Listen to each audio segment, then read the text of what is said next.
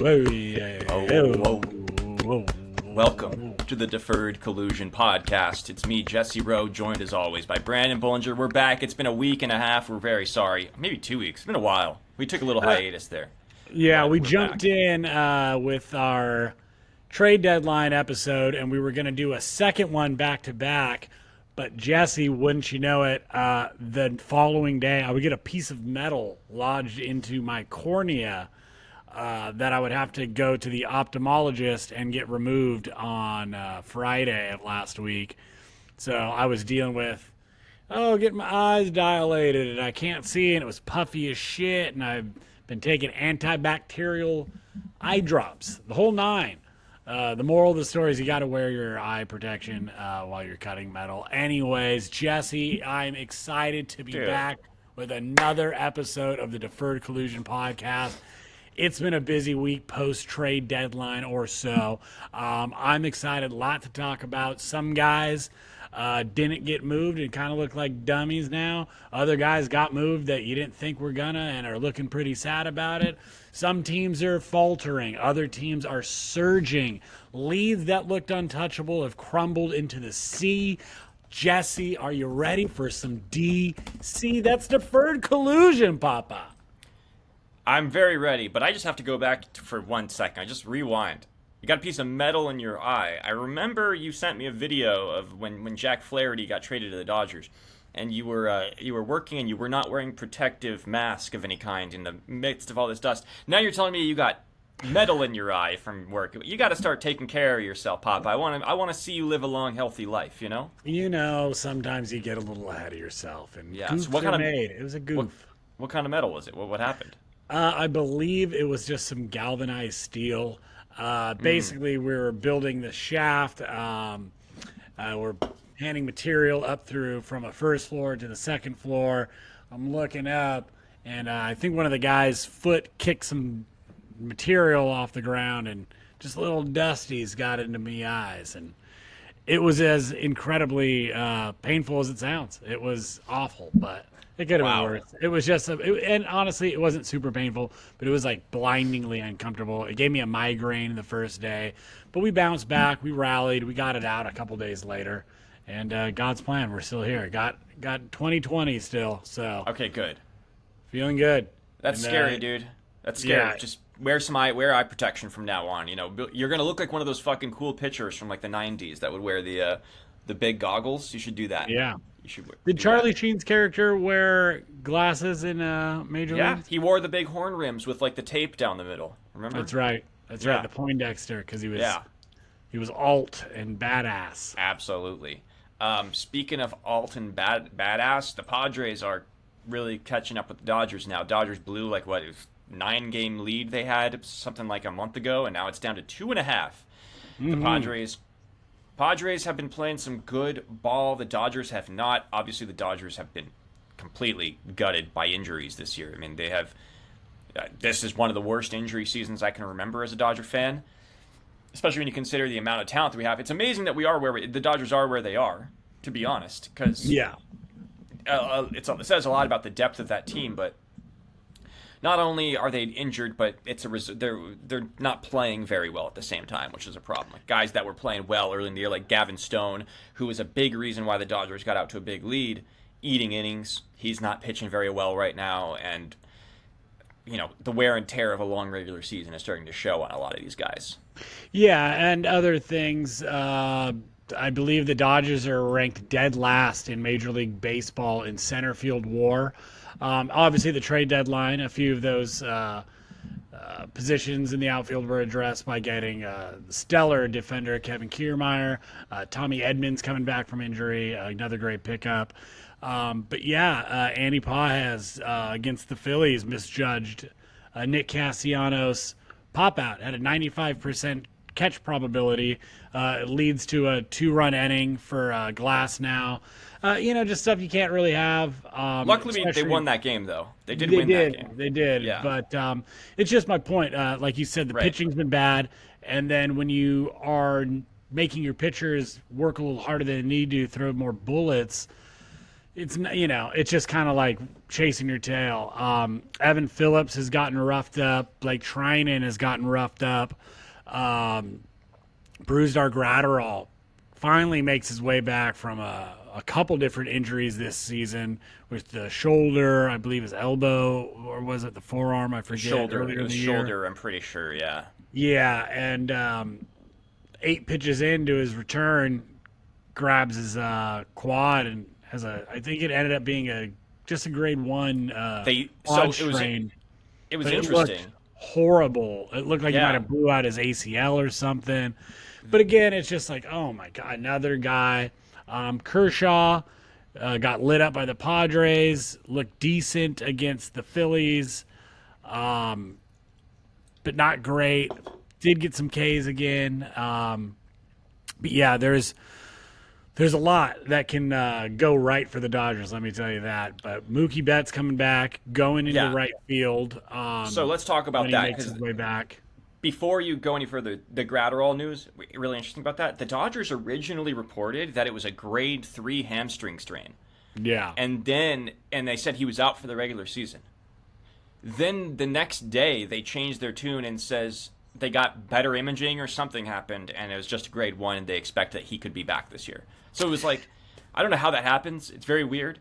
Hopefully I've been hearing a lot of hate for the Dodgers medical staff lately, and it's a bad year for them, man. With stuff really like that, it's tough. Yeah, but Mookie Betts is going back to right. He's coming back Monday, and he's going back to right field, which is obviously was a big topic of conversation because he's been playing second base for the past 2 years. They moved him over to shortstop out of necessity. They're moving him back to right field.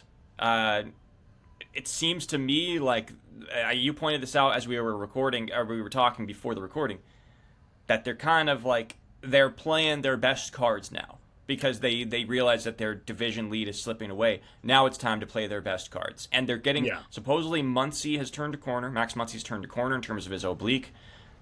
They are also expecting Yamamoto to be back at some point. That he's starting to feel a lot better. That everything is kind of turning around a little bit, but man, it's like, is it too late? We don't know yet. It really remains to be seen. Yeah, and it is that age-old question, right? Do you care about the regular season or not? How many Dodger teams have been relegated to, they can only win during the regular season. Now other teams are winning during the regular season. Does it matter? Does it all lead to just an October heartbreak? We shall see, Jesse. But to your point, it does feel like things are finally starting to kind of swing back in the Dodgers' favor with Mookie getting back, Freddie getting back, after that big scare with his son, Max. Yeah. Max Strong, baby. Glad you're on the mend, brother. We love you, buddy. Absolutely. That was... that's one of those IL stints when a guy goes on bereavement or whatever. I don't know what list he went on for that, but it's, you live with that. The Dodgers really have been hit hard this year, more so than any other. But even if they were fully healthy, I look at the Padres and what they're doing and how they've come back.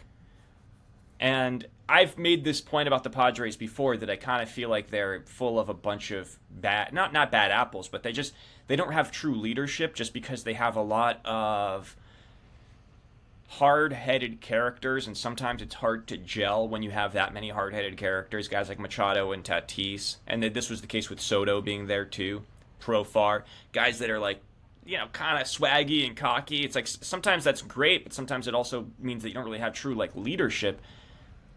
The Padres, I think, have that like X factor of being like they're total dicks.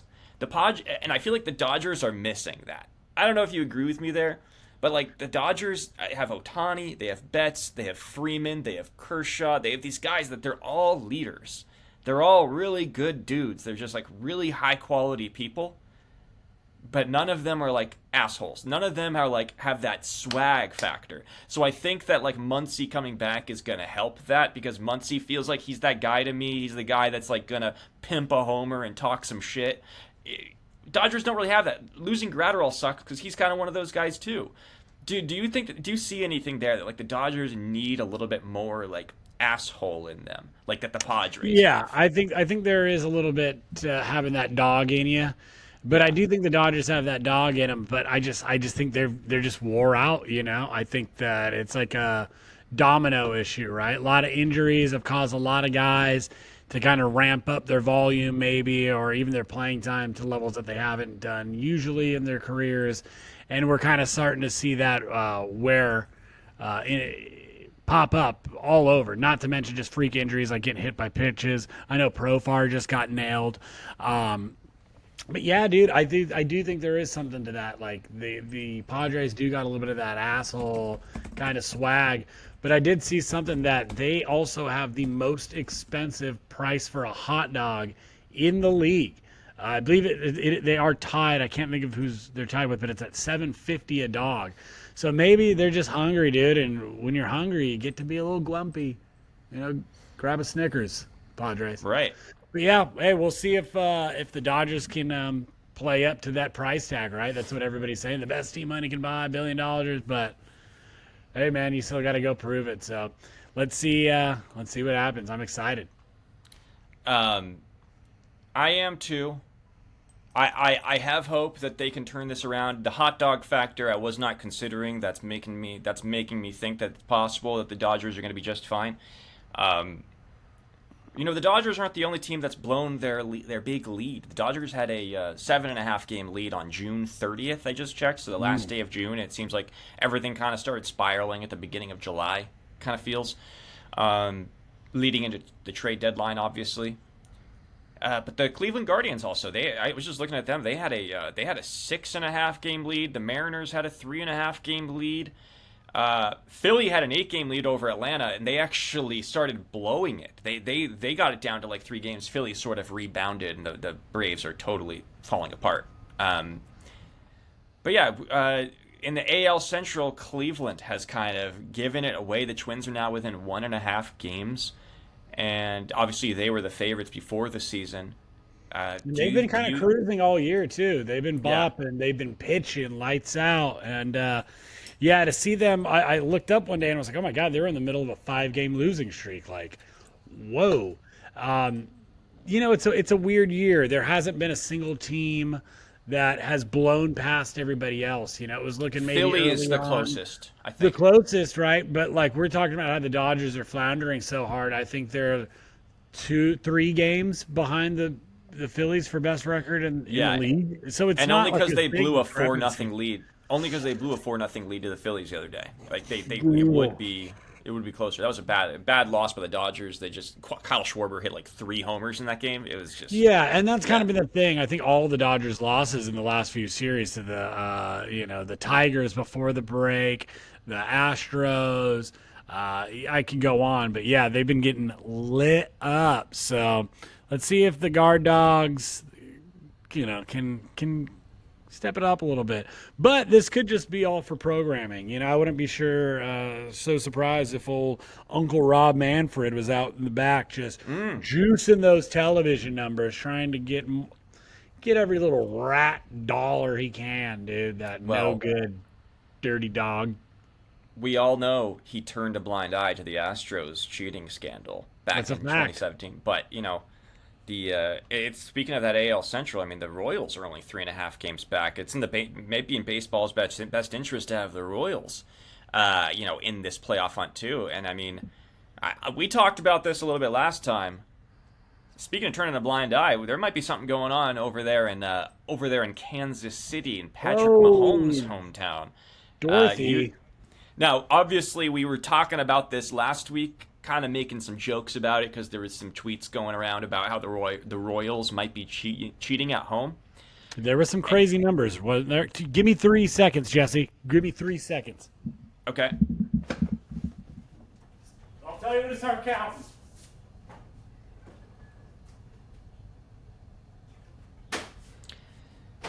One. 2 and 3. We're back. Woo! I like that you got a ring light, though. I got a little view of your ring light there. Oh, sweet. Yeah. Hey, camera, come on back, dude. Come on back. Bring it All right, down. I will be back in 3 seconds because I'm going to crack open a seltzer as well, brother. Whoa! I got me a 3. Kona Okay. Big Wave. Proud sponsor of Not Us. So, all right, cheers. Cheers, big guy. Cheers, brother. To our sponsors. Okay, so are the Royals cheating, Brandon? Because we were talking about this last week. Their numbers at home versus their numbers on the road are very interesting. This isn't that uncommon, right, in sports, where teams perform better on the road. But let's just go through a few of these statistical anomalies, if you will, that some fans have pointed out. Their home record, 37-24. Their away record, 27-28. Okay, we can just account that to home field advantage, right? Yeah, that one feels yeah. Yeah, but then you look at and then I see this graphic. What explains the plus 100 point jump in Jesse, OPS at home? What? I'm so sorry to interrupt you real quick, but I gotta say that 37-24 home record is the best in baseball. There you go. That is a spicy little meatball there, right? What explains the 100 point jump in OPS at home when they have one of the deepest ballparks in baseball? It's a notorious pitcher's park, not a hitter's park. They have a 443 slug at home versus 384 on the road, 773 OPS at home versus 674 on the road. In terms of deepest stadiums, they have the third deepest with a 410 distance in center field. So, worth a point. Now, Bobby Witt. This is where it gets interesting. Bobby Witt, the new superstar of baseball, potential MVP of the American League. His home splits are absolutely insane. 409 at home. Batting That's average. incredible. 409. 458 on base, 736 slug, 1.2 OPS. Wow. 173 total bases. Now look, his road numbers aren't bad by any chance. By any stretch, 288, 327, 472, and an 800 OPS essentially. But like those are insane numbers, Brandon. Like that is like all-time great. 736 slug at home is fucking 409 average. Crazy, dude. It's You're not crazy. And you're facing good pitching in the Central too, remember? Like these aren't like there's good pitching. Well, I mean, I guess you play the White Sox 14 times a year or whatever it is, but then you go to Royals Ballpark has a home run factor of 87,100 being average. It is 13% harder to hit homers in Kauffman than the average baseball stadium. It is 7th hardest ballpark to homer in, and yet Bobby Witt's slugging goes up by 300 points at home as opposed to away. Whatever. Vinny Pasquantino hits 306 at home with a 359 on base, 490 slug, 850 OPS at home versus 230, 284, 429, and 713 on the road. Dude, these are crazy. Last year, they had a 56 and 106 record. They made some good signings. They signed Seth Lugo. They signed a couple of good. They definitely made some good signings. And Bobby Witt, and Bobby Witt's made a step forward. But like now they're 64 and they're third 452, 3.5 games back, whatever it is. They signed Will Smith, Michael Wacha, Seth Lugo, and Hunter Renfroe. Now, I don't know what this PitchCom thing is, but anyways. So what do you think, Brandon? Are the Royals cheating? I don't have enough information. Yeah. But I will say the math ain't mathin', dude. I don't know. Math ain't mathin'. Maybe it is, but ooh, that's wild, dude. When you lay the evidence out, when you lay the numbers out like that, it gets a little deferred collusion-y, dude. And you know, anytime we're talking DC, we're talking about nefarious underpinnings, you know. Maybe something's going on beneath the surface of these bubbling waters. I mean, it could just be you are a Midwest town where you have really hyper energetic fans at home games, especially when the Royals are good. those towns light up when their sports teams are good, and it's very hard to play against them. In Kansas City, especially, where there's nothing to do, it's not like there's not much to do in those towns. They get really into their sports teams. So I've been saying it. It's the Patrick Mahomes effect. I mean, I'd like to see those stats. Let's just see, since Mahomes is what? How many rings has he got now, dude? Fucking three, 4? Yeah. That gets into the city's air. You start breathing that in, dude. Seth Lugo, look what happened to him, dude. He's like the best right-handed pitcher in baseball right now. It's true. It's possible that, because it's football off season when the baseball games are being played, so it's possible that they see Mahomes, the guy that just won the Super Bowl, walking around, just giving off that confidence, that energy. It might rub off on some of the guys. They're like, hey, we got greatness amongst us. We got to play our best. That's called, why not us? Why not us? That's just big league attitude, dude. You know what I think needs to happen? What do you think? Mahomes needs to go with them on the road. You want to be like the next Mark Cuban? You got to go with the Royals on the road. I think you're right. Yeah, I think you're right. So, anyways, we'll see what happens. Stay tuned. We will be following that all year long. But this is my favorite story of the week. White Sox fired Pedro Grifol. They have had an abysmal season. They just snapped a 21-game losing streak, which was it like one of the longest in AL history, I believe? I believe so. In the modern era, yeah. Yeah, and they snapped it, but they fired Pedro Grifol, and they have hired interim manager Grady Sizemore, a former fantasy baseball superstar, by the way, one of my favorite fantasy players of all time. I loved Grady Sizemore.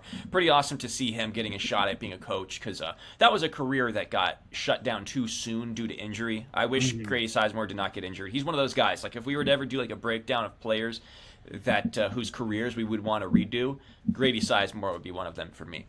Prince Fielder for me here.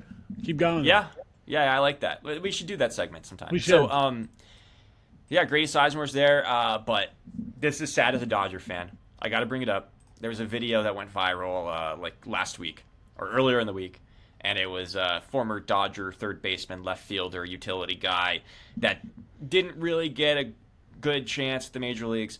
Former top prospect, though, Miguel Rojas. Or not Miguel Rojas. I'm sorry, Miguel Vargas. Not Miguel Vargas. There's a video of him sitting on the sidelines, looking a little sad about his current situation, and I can't help but feel a little sympathetic towards our. The guy looks like he just saw somebody. The guy looks like he just saw somebody get hit by a bus. He is just in utter shell shock. He looks like a guy that's sitting there. He just got in a car accident, and he's waiting for the cop to talk to the other guy involved in the accident. He's sitting there waiting for the cop to come over and talk to him, to get his side of the story. It would have been great. It would have been great if he just sparked a cigarette right there and just was like, well, yeah. At least we're playing ball. It ain't my fault. Yeah. It's got to be. Yeah. It's got to be crazy to be in that clubhouse right now, and how do you bring positivity as a new guy? There's a lot of new Chicago White Sox after this trade deadline season, but man, it's got to be tough, right? Trying to be all right, guys, let's get after it. And people are just shut the fuck up, dude. Yeah, I know. It's got to be tough to stay motivated throughout the year. I mean, look at Garrett Crochet. He just got shelled the other day. He has not been good since the trade deadline stuff happened, where he refused to basically get traded unless he was able to sign an extension, which I saw people giving him some shit about that. I agree with you, great Garrett Crochet. I agree with you. I'm a fan with Garrett in that thing. But former Tommy John guy, a lot of risk going into having to pitch on a postseason team your first full year as a starting pitcher. I understand what he was saying. Totally, 1,000%. And I let it be known, Deferred Collusion is a player's pod. We are pro player, over owner, 99.99% of the time. So you know what I mean. Yeah. We're just not absolutists. That's all. But that said, I think young Garrett kind of overplayed his hand a little bit. He did. I don't know if that's just frustrations, probably being in that system, and just trying to see your way out and make sure you're covering your own ass. But looks like it bit him, and I don't know. Hopefully he gets traded in the offseason or something, and he can get out of there and start start succeeding somewhere. I don't know where the White Sox go from here, but we're just a few seasons removed from literally them being World Series favorites. It's been a complete and utter teardown. The team needs to be sold. We got to get them out of there. To your point, man, about Vargas looking sad. I don't know. Maybe he got past this stat, but as a franchise, the Chicago White Sox, Chicago, the third biggest city in the country, they're under 500 as a franchise for the first time since August 14th, 1956. My God. What that just bad happened run. From this season. Just happened. They've been an over 500 franchise since 1956. Wow. Yeah. Yeah. I mean, and I think it's such a crazy stat because of the fact that they're a team that won a World Series like 20 years ago. I mean, 05, right?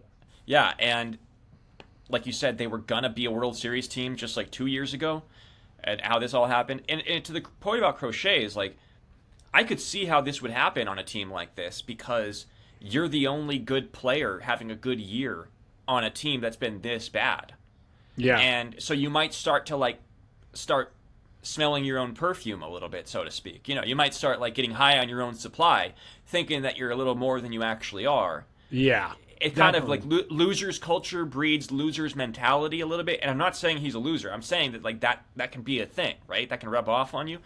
And yeah, it's like, and I think if your owners are inept and you're being kind of ran into the ground, it's like, we were talking about the Dodgers a little earlier, like, oh, now they're going to start putting everybody back in their premier positions instead of trying to use stopgaps. It's like, oh, okay, well, maybe you should have done that a couple years ago and not hired Tony La Russa to be this manager for a World Series team. Like, I don't know. Biggest mistake they ever made.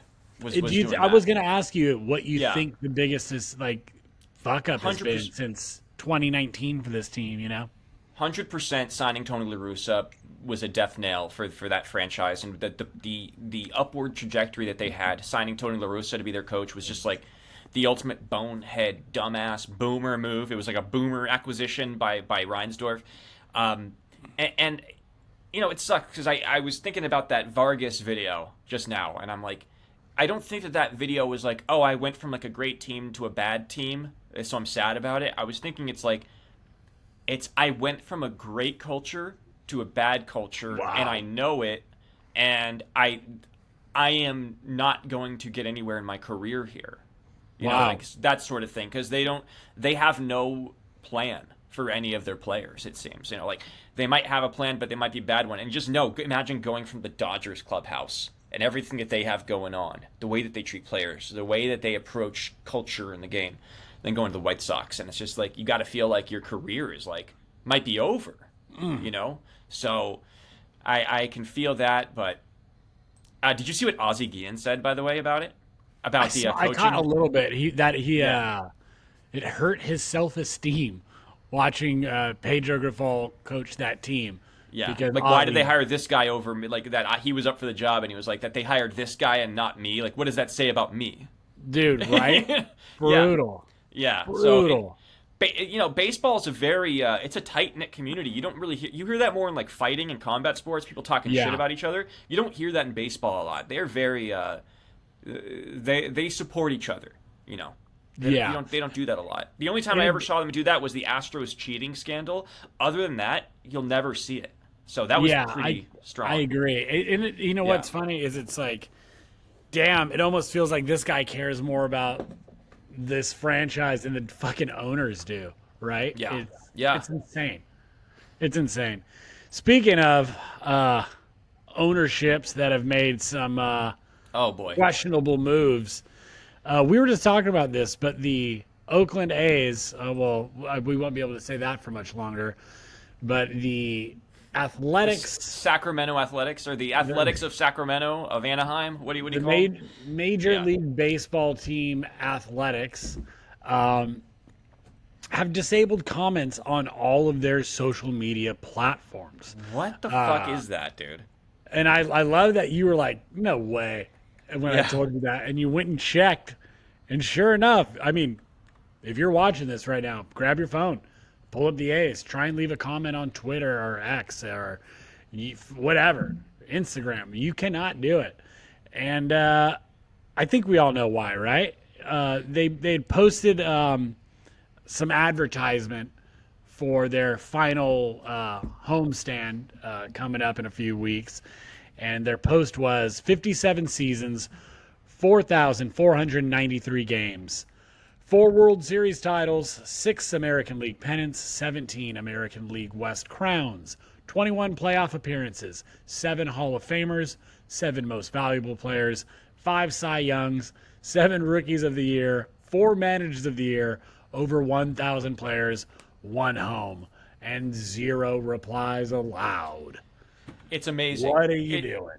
It's amazing. It's such, speaking of loser culture, that is ultimate loser mentality. Clearly what that says to me is that the fan base has been just bombarding A's social media with nasty comments all year long.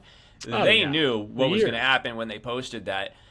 This is what happens when you up the ticket prices on the final game of your regular season at home, when your fans have literally been boycotting your games all year long, and you know that there's like one game that fans are actually probably going to go to, and it's the last one that you're ever going to have at this fucking dog shit shithole of a stadium, and you're going to fucking charge them extra money to do it, rather than say, hey, sorry, we're leaving, we're going to say, fuck you. That's what they're doing right now. It's the biggest dog shit loser organization in all of sports, and like I don't know how they're going to build roots in Las Vegas if they ever get there with this sort of mentality, but it's pathetic. And it's like it's like the worst aspect of corporate culture taking over like the roots and foundations of like a beloved iconic franchise in a city that has loved it as long as it's been there. It's gross. It's absolutely grotesque. I mean, we're just talking about a White Sox team that fired their manager because they were losing so bad. If the A's were struggling, they'd be firing their manager, whatever. When does the league step in and fire an ownership? Like, what the hell? Yeah, like, you can't do it. It's privatization. You can't. It's not public, so you can't fire them. The only thing that you can do is stop paying for the product, which the A's fans tried to do. They tried to stop paying for it. That was the only option that they had. They did everything that they could, and it didn't work because of the fact that like this guy's using other cities to bail him out of his own fuck-ups. Yeah. He's trying to use the finances of other taxpayers to bail him out of his own fuck-ups. And what's crazy, he doesn't have like the league is funding him. And he doesn't have a shovel in the dirt. They don't even have fucking investors.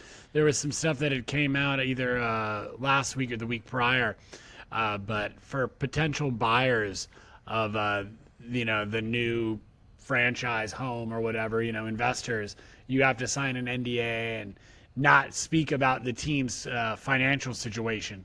So it's all just very cloak and dagger kind of stuff. And, it's just that big fat reminder that we are not all on the same playing field. We all do not play by the same rules. And if you have a fuck ton of money, you can be allowed to rip a team out of a community, to make people lose their jobs, all because you're trying to get a bigger return on investment. That's it. I mean, and the shittiest part about it too, I mean, that just like adds insult to injury. I don't know if it is the shittiest thing about it, but they have an exciting team this year. There's some like real they've been better than we expected them to be. And I mean, when you look around the league, we've said it. I mean, we've said, we're not the only people saying it, but you look around the league and the league is studded with former A's superstars. NL, AL, recent champions, whatever. And these are all guys that could have brought a title and a ton of money to the A's franchise. But instead, it's like, oh, well, we'll get it all figured out in Vegas. Well, that hasn't materialized. So now we're going to use a fucking AAA team in Sacramento. What are we doing? Yeah. That's how we're going to expand the game. They have to build their schedule around like AAA schedules. They don't even play on Mondays, I don't think, in AAA. So like, and you know we're going to be doing a story in less than a year from now. But how tickets? What happens when there's a rain delay, Brandon? You know what I mean? Like what's going to happen? Dude, what's going to happen when they're going to charge major league prices for tickets for a AAA experience? Yeah, exactly. No, it's I don't so know. It's disgusting. I'll say one thing. One good thing that they've done is that they didn't trade Mason Miller, Brent Rooker, guys that have actually been really good this year, because that's like, okay, maybe they have their mind set on like the next few years, but here's the thing. This isn't going to happen until like 2028. So it's like those guys aren't going to be playing in front of major league crowds for the next 4 years. Yeah, So Brent you might as Rooker well will trade be them. DHing for the Yankees in 4 years. You know what I Yeah, mean? exactly. So it's like these guys are all going to be out of their contracts. What's the point of keeping Mason Miller to play in front of a 16,000 capacity stadium or whatever it is? So just abominable behavior by the A's ownership. It's real life major league. I Yeah, mean, it is. it really is. And they're doing it to the fans to disable the comments and to say we don't want to even hear your opinion on it as we walk out the door and we abandon you is like the ultimate pussy move. It really is. It's just, Yeah, it is, dude. I was looking through just like some slides of like old A's who do you posts, think? right? Who do you think? And it's Dude, like, by the way, who do you think made that mandate? By the way, do you think that the owner said, "Hey, disable comments on social media," or do you think it was like their PR person? no, that comes from the top because I think a PR person is like, oh, engagement is good, but then it's like, well, engagement's It's bad not good engagement. because- exactly, it's negative. But yeah, I'm sure that comes from the top because I'm sure they go, well, why are we seeing all this negative stuff? Why aren't we posting more positive stuff? You know what I mean? It's like, it Let me doesn't say matter this. what we post. What we're doing is dog shit. As somebody who works on the internet and knows the importance of engagement, bad engagement is good engagement. That just shows how disconnected that they really are, because they're actually going to grow less on their social media platforms by disabling comments because good engagement actually pushes out your product more, the algorithm rewards it. Jesse, you and I have worked together for a while, and we've seen what happens when people get a little money for the first time, right?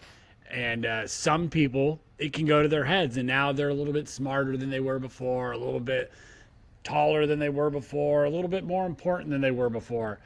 So you throw like a billionaire onto that, and I'm sure that guy believes he's the fucking smartest guy in the room, that all these fans are fucking idiots, and that everybody that's telling him like he's doing the wrong thing doesn't know what the fuck they're talking about, and that this is all gonna work out, baby. It might not just be that he thinks the fans are idiots. Dude. It might be the fact that the type of fans that are in Oakland, and I'm not going to say any more, but I think you know where I'm going with that. I completely agree with you, and I do yeah. think that, like, I'll just say it, I think it is like a race thing, and like, I mean, I'm sure if he could have got the team into San Jose, he would have, you know what I mean? Fucking, that's what the 49ers did. Yeah, yeah, exactly. They call themselves San Francisco, but they play in San Jose. They don't like those cities. They just don't. All right. Anyway, speaking of bad organizations over the past few years, because this is you sent me this, and this is my favorite stat of the year so far. I just want to say, the Los Angeles Angels of Anaheim, the Orange County Angels of Disneyland, have they obviously famously signed Anthony Rendon to the 7-year, 260 whatever it was contract. It was a fatty. It was a big one. And this is my favorite stat, that he's been shut down again, so he's injured again. I think he's been on the IL twice or 3 times this year. He was on the IL 2 or 3 times last year. I can't even count because it just seems like it's been one long same injury. I mean, even there was the fan thing, I think a year ago, 2 years ago. But he got shut down twice last year. He had hip problems like 2 years in a row. But so somebody pointed out the amount of third basemen that the Washington Nationals have used since Anthony Rendon left the Nationals for the Angels. They have used 19 third basemen. The Angels have used 28 third basemen in the time that Anthony Rendon has been an Angel. The Nationals have used less third baseman than the guy that they were trying to replace, than the team that replaced the guy that they had. Did that make sense? Did I say that wrong? Then the team that no, it does. I took mean, the guy that they were replacing. It is literally the definition of addition by subtraction. You know what I mean? It's fucking absurd. I don't know. There are things. Who's been better the past since Rendon left? Is it Angels or the Nats? Like, I could say that they've been the same team almost. I You mean, know what I mean? I think you can say that the Angels have had higher expectations over that time with that's Rendon, worse. Trout, and Ohtani. But that's worse. Yeah. Because the Nationals had no expectations after Rendon and they left and they won the World Series. You know what I Yeah, mean? Sorry, I didn't mean to interrupt you, but like I just No, that's a good point. I mean, because Yeah. really, I don't think the Nats had any expectations other than to rebuild after that championship. You know, they paid Strasburg, that all fell apart. Corbin, that's been the ugliest. I mean, he's been the worst pitcher I think since that signing in baseball. But yeah, I'll defend that signing to my death though, because they rewarded a guy who gave them World Series, and I think that's important to do in sports. I'm right there with you, and I think Patrick Corbin's going to be a great coach someday. But Rendon, on the other hand, man, fuck. I mean, Angels fans, you tell me, dude. Is it like, do you still just can't wait for him to get healthy and see what he can do, or is it just for the love of God, just DFA him and just fucking pay him till forever, defer that payment, dude? Yeah, let us know what you guys want to do with Rendon. He has to be the most frustrating player of all time. I mean, he has to be the most frustrating like free agent acquisition of that franchise, because I mean, at least Pujols got them to a playoff series at one point with Trout. And Pujols is a Hall of Famer. Yeah, you made a lot of Pujols money selling jerseys, and he loves baseball too. And I don't think that Rendon jersey has done a lot in sales, dude. Let me tell you. No, who buys a Rendon jersey? You're gonna look like a fucking clown if you buy a Rendon jersey, dude. You know what I mean? You actually might get some laughs, which is That's sad. He's a World That's an Series easy hero. Halloween costume for anybody, though. Anthony Rendon jersey and just fucking in a wheelchair or just on crutches. Rendon with crutches. That's a great costume. I love that. Last thing, Jesse. We've wanted to roll this out for a while now. Yeah. But we got a fan of the week, and our first fan of the week goes to our dear friends up in the Bay, San Francisco Giants. Fan of the week. Congrats, man. Whatever your name is, we're gonna call you Brian in honor of Brian Stowe. No, I'm joking. I'm gonna call you I guess we can give him the White Man Can't Jump award. Yes, there you go. I like that. Rushes the field to go have some sort of interaction with Michael Conforto, and it goes about as awesome as you think somebody trying to, I don't know, hey, dude, you got to endorse my crypto.